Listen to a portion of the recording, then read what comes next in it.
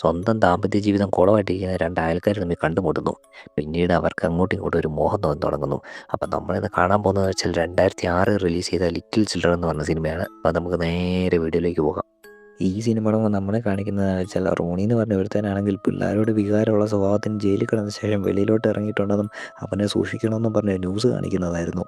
പിന്നീട് നമ്മളെ കാണിക്കുന്നതെന്ന് വെച്ചാൽ ഈ സിനിമയിലെ നായികയായിട്ടുള്ള സാറയാണെങ്കിൽ ഒരു പാർക്കിൽ അവളുടെ കൊച്ചിനെയും കൊണ്ട് വന്ന ശേഷം അവിടെയുള്ള സ്ത്രീകളുമായിട്ട് സംസാരിക്കാൻ ശ്രമിക്കുന്നതാണ്. പക്ഷേ ഇവൾക്കാണെങ്കിൽ അവരുമായിട്ട് നല്ലപോലെ മിങ്കിൾ ചെയ്യാനൊന്നും പറ്റുന്നില്ലായിരുന്നു. ഇവളുടെ 3 വയസ്സുള്ള ലൂസി എന്ന് പറഞ്ഞ കൊച്ചിനെ ആണെങ്കിൽ ബാക്കി പിള്ളേരോട് കളിക്കാൻ വരും. പക്ഷേ ഇവിടെ പോലെ തന്നെ അവൾക്കും ബാക്കിയുള്ള പിള്ളേരോട് മിങ്കിളാകാൻ പറ്റാതെ സ്വന്തമായിട്ട് കളിച്ചുകൊണ്ടൊക്കെ ഇരിക്കും. എന്നാൽ പോലും അവളാണെങ്കിൽ എന്നും പാർക്കിലേക്ക് വരും. കാരണം അവളുടെ ലൈഫ് എന്ന് പറഞ്ഞാൽ ഫുൾ ഫെയിലിയർ ആയിരുന്നു. അതുകൊണ്ട് തന്നെ അവളുടെ മെൻ്റൽ സ്റ്റെബിലിറ്റി ഒക്കെ റെഡിയാക്കാനായിരുന്നു അവൾ വീട്ടിൽ നിന്ന് വെളിയിലോട്ട് ഇറങ്ങി പാർക്കിൽ വന്നിരിക്കുന്നത്. ഇതേ പ്രശ്നങ്ങൾ കൊണ്ട് തന്നെ അവൾക്ക് അവളുടെ കൊച്ചിനെ നല്ലപോലെ നോക്കാൻ പറ്റുന്നില്ലായിരുന്നു. ഇത് കാണുമ്പോഴത്തേക്കും ബാക്കിയുള്ള പെണ്ണുങ്ങളെല്ലാം ഇവളാണെങ്കിൽ ഒരു മോശം അമ്മയാണെന്നുള്ള രീതിയിൽ നോക്കിക്കൊണ്ടായിരിക്കും. അപ്പോഴാണ് തൻ്റെ മകനായിട്ടുള്ള ആരോണുമായിട്ട് നായകനായിട്ടുള്ള ബ്രാഡ് അങ്ങോട്ട് കയറി വരുന്നത്. സാറ് നോക്കുമ്പോഴത്തേക്കും അവിടെയുള്ള അത്രയും പെണ്ണുങ്ങൾ ബ്രാഡിനെ നോക്കി തന്നെ ഇരിക്കും. കാരണം അവൻ വളരെ സന്തോഷത്തോടു കൂടിയായിരുന്നു മകനെ നോക്കിക്കൊണ്ടിരുന്നത്. പിന്നീട് നമ്മളെ ബ്രാഡിൻ്റെ ഫാമിലി ലൈഫ് കാണിക്കും. അവനാണെങ്കിൽ മുഴുവൻ സമയം അവൻ്റെ കൊച്ചിനെ നോക്കി തന്നെ ഇരിക്കും. എന്തൊക്കെ പറഞ്ഞാലും അവനാണെങ്കിൽ വൈകുന്നേരം ആകുമ്പോഴത്തേക്കും അവൻ അമ്മയായിട്ടുള്ള കേറ്റി വരുമ്പോഴത്തേക്കും അവളുടെ അടുത്തേക്ക് തന്നെ പോകും.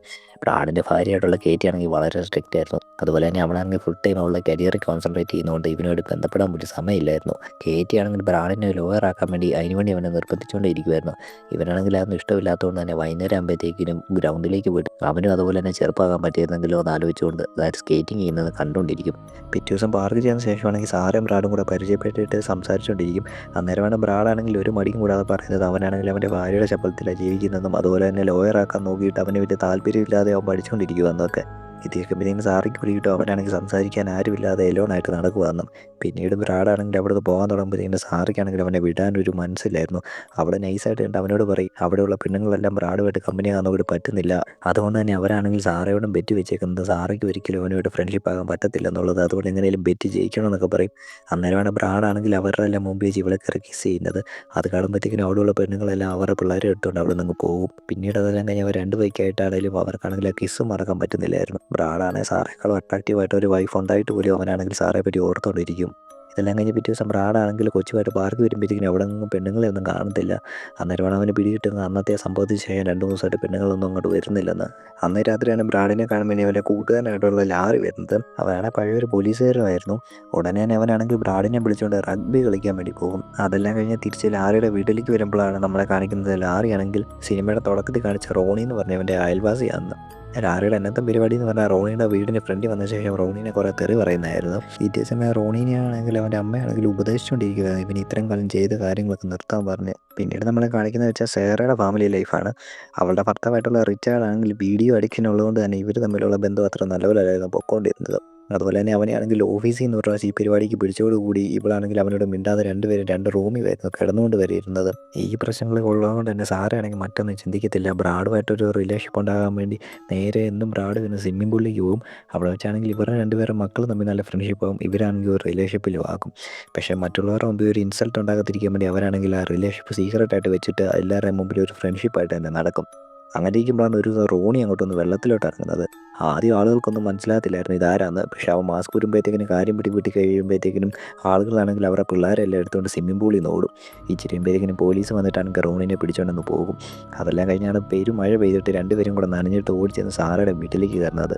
ഇതിൻ്റെ ഇടയിൽ ബ്രാഡാണെങ്കിൽ സാറയുടെ റൂമെല്ലാം ഇങ്ങനെ ചെക്ക് ചെയ്ത് നടക്കുമ്പോഴാണ് അതിൻ്റെ അകത്തൊരു പുസ്തകത്തിൻ്റെ അകത്ത് ബ്രാഡിൻ്റെ ഫോട്ടോകൾ കളക്ട് ചെയ്ത് വെച്ചിരിക്കുന്നത് കാണുന്നത്. കാര്യം പിടികിട്ടിയവനാണെങ്കിൽ പിന്നീട് മറയൊന്നും നോക്കാതെ തന്നെ നേരെ ചെന്ന് 2 പേരും തമ്മിൽ അങ്ങ് ബന്ധപ്പെടും. പിന്നീട് റോണിൻ്റെ അടുത്തേക്ക് വരുവാണെങ്കിൽ അവൻ്റെ അമ്മയാണെങ്കിൽ അവനോട് അവൻ്റെ ഈ സ്വഭാവങ്ങളൊക്കെ മാറാൻ വേണ്ടി ഒരു പെണ്ണിനെ ഡേറ്റ് ചെയ്യാൻ വേണ്ടി പറയും.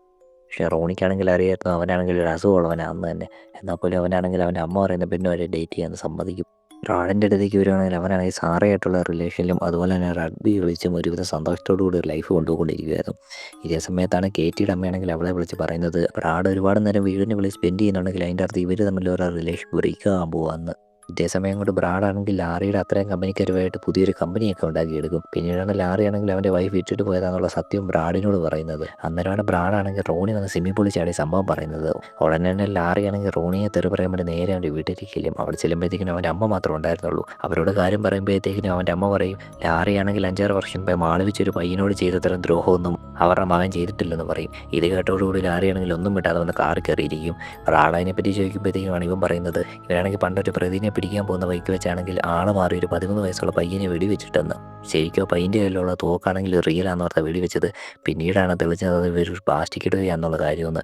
ആ കുറ്റബോധം കാരണമായിരുന്നു അവൻ അന്നേ പോലീസിൽ നിന്ന് ഇറങ്ങിയെന്നും കൂടെ പറയും. ഇതെല്ലാം കഴിഞ്ഞ് സാറയും ബ്രാഡും തമ്മിലുള്ള റിലേഷൻഷിപ്പാണെങ്കിൽ കൂടി വരും. ഇപ്പോഴാണെങ്കിൽ സാറയ്ക്കാണെങ്കിൽ ബ്രാഡിനെ അവൻ്റെ ഭാര്യയുടെ കൂടെ കാണുന്ന പോലും ഇഷ്ടമല്ലാത്ത ഒരവസ്ഥയിലേക്ക് വരും. കാരണം സാറയ്ക്ക് വേണ്ടതെന്ന് വെച്ചാൽ ആരും ശല്യമില്ലാത്ത രീതിയിൽ ബ്രാഡിനെ അവൾക്ക് മാത്രമായിട്ട് വേണ്ടി മറ്റൊരു സ്ഥലത്ത് പോയി താമസിക്കുന്നതിനെ പറ്റിയായിരുന്നു. അതാണെങ്കിൽ ഇപ്പോഴാണെങ്കിൽ നടക്കാൻ പറ്റത്തില്ലാത്തൊരു കാര്യമായിരുന്നു. റോണിയാണെങ്കിൽ ഇതേ സമയം ഷീല എന്ന് പറഞ്ഞ പെണ്ണിനെ ഡേറ്റ് ചെയ്യും. അവളാണെങ്കിൽ കുറേ വർഷമായി ഡിപ്രഷനിൽ ഇരിക്കുന്ന ഒരു പെണ്ണായിരുന്നു. അവളുടെ വിഷമങ്ങളെല്ലാം പറയുമ്പോഴേക്കും ഇവനൊരുപാട് ആശ്വാസവാക്കൊക്കെ കൊടുത്ത് അവർ തമ്മിൽ അത്യാവശ്യം സെറ്റായിട്ട് വന്നുകൊണ്ടിരിക്കും. പക്ഷേ അതെല്ലാം കഴിഞ്ഞ് പിന്നീട് കാറിപ്പോകുമ്പോഴാണ് അവനാണെങ്കിൽ പിള്ളേരോടാണ് താല്പര്യം എന്നുള്ള സത്യം അവൾക്ക് മനസ്സിലാകുന്നത്. അതോടുകൂടി അവളാണെങ്കിൽ അവനെ ഇട്ടിട്ടങ്ങ് പോകും. ഇതേസമയം സാറയുടെ അടുത്തേക്ക് വരുവാണെങ്കിൽ അവളുടെ മകളെ ഒട്ടും നോക്കാൻ സമയമില്ലാത്ത പോലെ അവർ തമ്മിലുള്ള റിലേഷൻഷിപ്പ് കൈവിട്ട് പോകുന്ന അവസ്ഥയിലേക്ക് വന്നുകൊണ്ടിരിക്കുമായിരുന്നു. അങ്ങനെ ഒരു ദിവസമാണ് ബ്രാഡിൻ്റെ മൈനായിട്ടുള്ള ആരോടാണെങ്കിൽ കേറ്റിയോട് പറയുന്നത് ബ്രാഡാണെങ്കിൽ ഫുൾ ടൈം സാറയുടെ കൂടെ തന്നെ എന്നുള്ള കാര്യം. ഇത് കേട്ടുമ്പോഴത്തേക്കിനും കേറ്റിക്കാണെങ്കിൽ അവർ തമ്മിലുള്ള റിലേഷൻഷിപ്പിനെ പറ്റി ശരിക്കും ഡൗട്ടാവും. അങ്ങനെ സാറാണെങ്കിൽ സാറേനെ വിളിച്ചാണ് ഞാൻ കൂടെ അവരുടെ വീട്ടിലേക്ക് ഡിന്നറിന് വിളിക്കും. അവിടെ വെച്ച് സംസാരിക്കുമ്പോഴാണ് കേറ്റിക്ക് പിടികിട്ടുന്നത് ഇവർ തമ്മിൽ പരിചയത്തിലായിട്ട് ഒരുപാട് കാലമായിരുന്നു. പക്ഷേ ബ്രാഡിൻ്റെ കോൺഫിഡൻസോട് കൂടിയുള്ള സംസാരം കഴിയുമ്പോഴത്തേക്കും കേറ്റി വിചാരിക്കും അവർ തമ്മിൽ മറ്റുള്ള റിലേഷൻഷിപ്പിലേക്കൊന്നും പോയിട്ടില്ലായിരിക്കും. എന്നാൽ പോലും ഒരു സേഫ്റ്റിക്ക് വേണ്ടി കേറ്റിയാണെങ്കിൽ അവളുടെ അമ്മേനെ അങ്ങോട്ട് വിളിച്ച് വരുത്തും. പിന്നീട് ഇവൾ പോയി കഴിയുമ്പോഴത്തേക്കും ബ്രാഡിൻ്റെ കൂടെ ഫുൾ ടൈം അവളുടെ അമ്മ കാണുമായിരുന്നു. അതുകൊണ്ട് തന്നെ പിന്നീട് ബ്രാഡിനും സാരയ്ക്കും തമ്മിൽ മീറ്റ് ചെയ്യാനുള്ള അവസരങ്ങളെല്ലാം നഷ്ടപ്പെട്ടുകൊണ്ടിരിക്കും. ബ്രാഡിനാകെ ഒറ്റയ്ക്ക് ഫ്രീഡത്തോടെ പോകാൻ പറ്റുന്നതെന്ന് വെച്ചാൽ റഗ്ബി കളിക്കുമ്പോഴായിരുന്നു. അങ്ങനെ സാറയാണെങ്കിൽ അങ്ങോട്ട് അവനെ മീറ്റ് ചെയ്യാൻ വേണ്ടി വരും.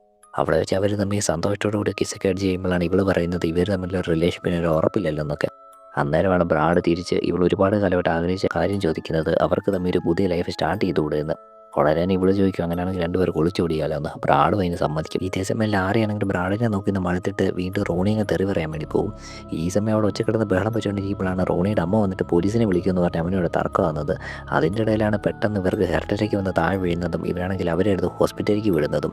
തൊട്ട് പുറകെ തന്നെ ബഹളം വെച്ച് പോലീസാണെങ്കിൽ വന്ന് ലാറിനെ ഞങ്ങൾ അറസ്റ്റ് ചെയ്തുകൊണ്ട് പോകും. പിന്നീട് സംഭവം റോണി ഹോസ്പിറ്റലിൽ ചെല്ലുമ്പോഴത്തേക്കിനും അവൻ്റെ അമ്മ മരിച്ചെന്നുള്ള സങ്കടകരമായിട്ടുള്ള വാർത്ത അറിയും. പിന്നീട് അവൻ വീട്ടിൽ വരുമ്പോഴത്തേക്കിനും റോണിക്ക് അവൻ്റെ അമ്മ ഈ ഒരു ലെറ്റർ കാണും.